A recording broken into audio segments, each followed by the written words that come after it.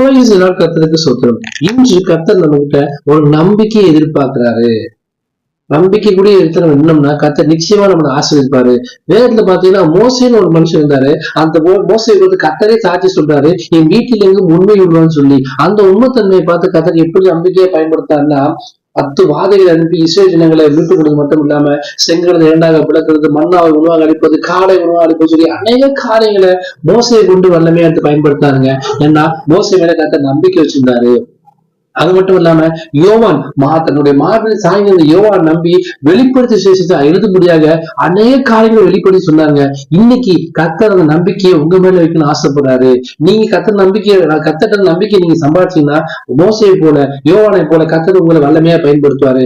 நம்மள அநேக பேர் கடந்த காலத்தை குறித்து கவலைப்பட்டு இருப்போம். நான் அவ்வளவு முன்னாடி காலத்துல பாத்தீங்கன்னா அப்பா எவ்வளவு வசதி வாய்ப்பா இருந்தேன், சந்தோஷமா இருந்தேன், கர்த்தர் வல்லமையா பயன்படுத்தினாருன்னு சொல்லி அநேக காரியங்கள் யோசிச்சிருப்போம். இப்ப அநேக காரியங்களை இழந்து போய் தனிமையில யாரும் இல்லாம புலம்பி கொண்டிருப்போம். கர்த்தர் உங்களோட பேசிக் கொண்டிருக்கிறாரு, உங்களை மறுபடியும் கட்டி ஏற்று விரும்புகிறாரு.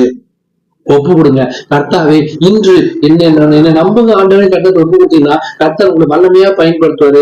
ஆசீர்வாதத்தை அபிஷேகத்தை வல்லமையா கொடுத்து மோசையை போல யோவானை போல உங்களை வல்லமையா பயன்படுத்தி கருக்கள் ஆணைகளும் மறைப்பொருள்களையும் வெளிப்படுத்த முடியாத கர்த்தர் உங்கள் கண்களை திறப்பாரு. விசுவாசோடு கர்த்தரை ஜெபம் பண்ணுங்க. இறந்து போன எல்லா ஆசீர்வாதத்தையும் பல மடங்கு உங்களுக்கு திருப்பி கொடுக்கும்படி கர்த்தர் விருப்பப்படுறாங்க. இஸ்ரேலி ஆசீர்வாதம் கர்த்தருக்கு பிரியம் சொல்லிருக்காருயா, கர்த்தர் நிச்சயமா ஆசீர்வதிப்பாரு.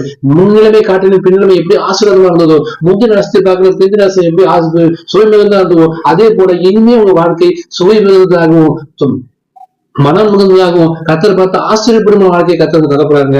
விசுவாசத்தோடு ஒப்பு கொடுங்க. இன்னைக்கு கர்த்தாவே என்னை நீங்க நம்புங்கன்னு சொல்லி ஆவி ஆத்மா சரீரத்தை முழுவதுமா கர்த்தர்ட்ட ஒப்பு கொடுத்து கர்த்தர்ட்ட ஜெபம் பண்ணுங்க. கர்த்தர் உங்களை வல்லமையாய் பயன்படுத்தப்படுறாரு. அவங்க உடைக்கப்பட்ட பாத்திரமா உயர்ந்த கையிலத்தை கனிமண்ணுக்கு போல கர்த்தாவை நீங்க முஸ்லிம் ஒப்பு கொடுத்தீங்கன்னா கர்த்தர் அவருக்கு அவருடைய விருப்பத்தின்படி வெளியேற பெற்ற பாத்திரமாக பொறுப்பாத்திரமாக வணைந்து உங்களை எல்லாரும் பார்த்து ஆச்சரியப்பட முடியாத கர்த்தர் உங்களை உயர்த்துவாரு. அதை செய்ய வேண்டிய ஒரே விஷயம் நம்புங்க. ஆண்டவரை கர்த்தர்ட்ட ஒப்பு கொடுங்க. கர்த்தர் நிச்சயமா ஆசீர்வதித்து வல்லமையா பயன்படுத்துவார். ஆமென். God bless you.